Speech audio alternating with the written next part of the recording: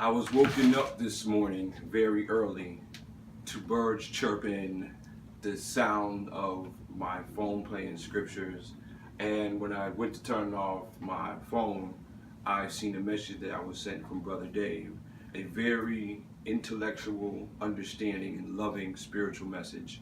And Brother Dave, thank you very much. Thank you very much, Mom, Dad, Stepmom, all my family members, my associates and friends, and thank you very much, ABC News. They showed a special 5 o'clock this morning that coincided with some of the things that me and Brother Dave in London, England always talk about from time to time. And this special was about Jessica Markowitz. If I'm saying your last name, I very much apologize. How, as a little girl to age 11, she went over to Uganda and Africa, and she started her own, charity thing, helping them out. She even took her bar mitzvah money and gave it to them for mattresses, food. She would educate them, and she was there. And as time went on, and as she got older, it grew. But this is a good example of the unity and the grafting, all right, of different functions in one olive tree that bears different kinds of fruit that I talk about. My family, my mom's side of the family, which is why I have this flag, was a part of that same culture and nation that she's helping, and country of people that she's helping, that went over to Jamaica and then from Jamaica to here. It's the same Ashkenazi Jews in the late 1800s, early 1900s, that my grandfather was a part of the Maritime Merchant Union, big part of the starting of that or whatever, and I have, one day I'll share it with you guys.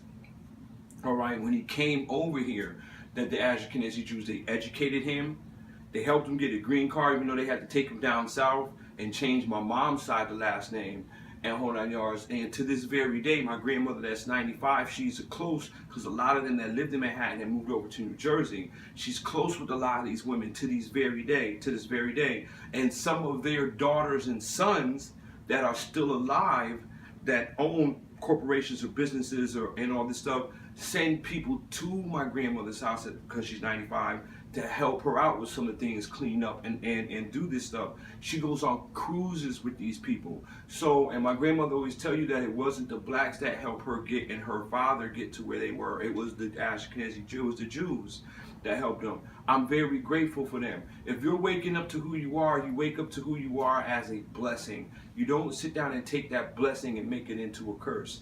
That's why I always try to iterate very, very well of who they are. My dad's side of the family, the same thing, from Africa over there in that region, because we were Semitic, went over to England. England, even though they might have had something to do with the slave ships and whole 9 yards, did not have slavery in that country. It was illegal. So my family lived there. My last name has been unblemished and untouched since, as far as that I can trace it back and remember. So I'm grateful for the Ash last name, because it's a tribal name, all right, for being by the ash tree, that proves just by the name alone from the bloodline on top of my DNA of where we come from Jacob and Abraham and Moses seed.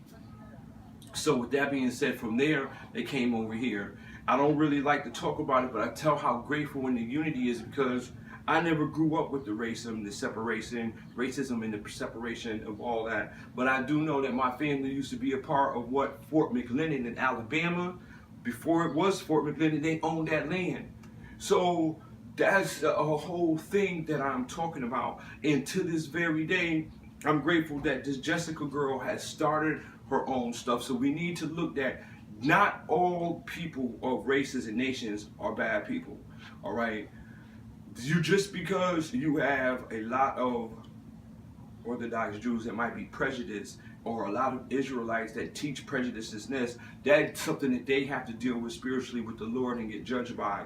Let them go to the hellfire. But there's other groups of people that believe in that one grafted tree, all right, with different functions, bearing many different fruits. But since it's one tree, it has that one purpose underneath, the one true God. With that being said, these same people that that are good people and Jewish people gave me this holy prayer book. This prayer book didn't look like this. It was all ripped up, and the rabbi gave it to me. The pages were still the same, but he gave it to me. I went to another Jewish bookmaker, and he made it all brand new. He did all this maroon, gave me the ribbon, and he painted this on the side for me. And he even made the pages as new that were messed up and took the stains and everything out of them. So I'm grateful for that. The Jewish store in Midtown, I did not have to pay for this. I did not, I mean, I had to pay a fourth of what it cost because of how kind and loving and caring these people are. They don't make these anymore, and this was a gift to me out of the same bookstore, okay? And they didn't even charge me for it. I would sit down when I was woken up, and it took me a long time to sit down with a lot of the Orthodox Jews and talk to them and tell them the actual truth, because they wanted to know who was teaching me the things that I knew. How did I know what I knew? And they were very shocked because they would see me come in and out. And during Kiddush, when I would get invited with the elders, I would tell them my parents was teaching me, so I asked for forgiveness for lying. But then I finally came out and told them I was spiritually being fed. All right, by me spiritually being fed, they were really shocked. Even genealogists in Italy are shocked because it takes a lot of people a lot of years to learn or go to school to learn the stuff that they learn. But the Lord has really been working with me. So in exchange, they would take the traditions that they had and they would share the traditions of what our ancestors and what I have forgotten and don't know, and share it with me in the rightful, righteous way of how I should carry myself and what I should do. Because these people are the biggest blessing in my eyes and in the world, because they held fast to something that God has wiped clean. And just like He has wiped our memory and our past clean from us because of our transgressions, He's done that to every race, culture, and nation. The majority of these cultures and nations do not even remember anything about their past. They don't know anything about sacrifices and what their past used to do and what their ancestors used to do. So it's just like being in this new covenant, New Testament is all new for every race, nation, and tongue. So we can't bring up what happened in the Old Testament if we're in the New and we see all the prophecy that has happened. And this is why I iterate and talk about it real bad. And I love my mom and my sisters because they talk about the unity and all this other stuff and everybody's equal, and why I always try to point out personality and characteristics. Look at somebody's characteristics and personality and not the color of their skin, all right? My mom sent me another book called Right and Wrong Thinking so I could stay on that path, and I'm grateful for it because she is a teacher and sits down and prophesies to a lot of the women and the people, and her friends are all of different colors and stuff in upstate New York. And she's a very strong, devout woman. My grandmother also, bless their soul and bless the Jewish people's souls and the rabbis and all of the Ashkenazis that are part of my life, all the Italians and Russians and Indian people and Spanish. All of these people play a big part of my life. I even try to teach a lot of people that come to this country, because we do have a lot of cultures that are black in New York City that are the worst of the worst, and I'm not from the city like that. So I have to show people that do come to this country, especially my family and my son's family that's in England, that I have to take them to different states and cities so they can see that not everybody is rude and ignorant. So why is it important that we see this Jewish girl who went and helped a lot of the Africans out, and why they're not helping out the black African communities out here in America or in New York City? Because it's very hard to work with you guys when you guys are mindset and have a little bit of ignorance that you guys carry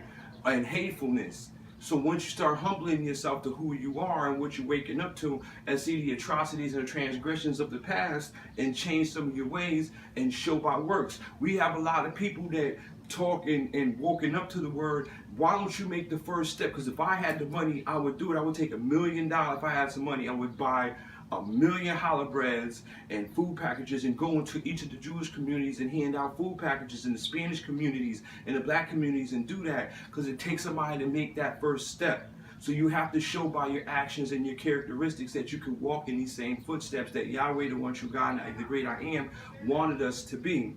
All right, I've had problems with the NYPD because of the building I live in, knocking on the door 1:30 in the morning, illegally searching my house, kicking in my door, and doing a whole bunch of other stuff. But do I sit down and label and judge all of the NYPD? No, because in my eyes, the NYPD are some of the greatest police officers in this universe. They're the leaniest and they're the coolest. But you don't take some small group of bad police officers and blame the whole daggone city and state for it. No, you don't do that. Just like you don't sit down and you take, and I would hate for somebody to judge me because of the color of my skin because they've seen a movie or the news which goes and promotes a lot of racial tension by saying, oh, black people steal, black people are gangbangers, black people are drug dealers, black people are crackheads. All right then, just like you won't sit down and say the same thing about Spanish, or sit down and say, oh, just because somebody's shooting up the school and they're doing a lot of other crazy stuff, these are how the white people are. No, you don't take the small group. Just because you take a small group of people that sit down that are Jewish and hateful and prejudiced, you don't sit down and judge a whole nation of Ashkenazi Jews off of one small prejudiced people. It works both ways. There's no angle, triangle, rectangle, or square. There's only a circumference and a circle that make us equal as one grafted in tree with many different functions underneath the roof of that one true God. So we need to come to an understanding. And I thank ABC News for that special, because that was a touching special that little girl has really devoted her life to.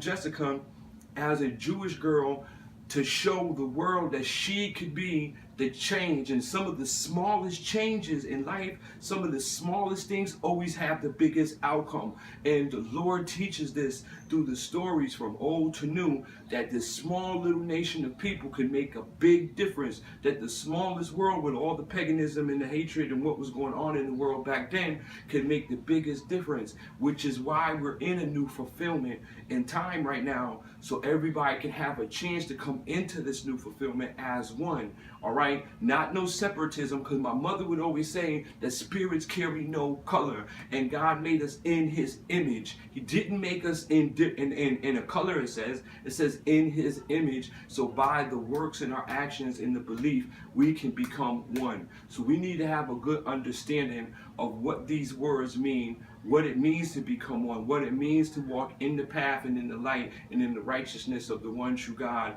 in the gospel that was sent unto us to have us be one. Because there's a lot of loving, caring people out here. Never judge a whole tree by one little bad rotten apple that's hanging on that tree. You just pluck it off and you learn to separate and discern by characteristics and personality of how people are, not by the nation of those people. So with that being said, I want to thank Dave, my mom, my sisters, all right, my kids, my family members, and the Ashkenazi Jews that have been supportive and re-inverted me back to the traditions of old that they held fast to. And in exchange, I want to thank those that, when I'm spiritually fed, that accept the word and the true meaning behind what the word says. And stop thinking that everybody has to be cultured up and raced up because of what the word said.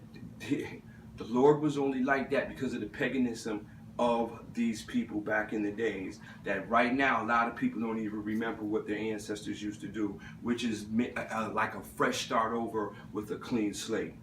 So with that being said, I'm very grateful for those who still stand fast to the positivity and the unity with the one true God as one grafted olive tree.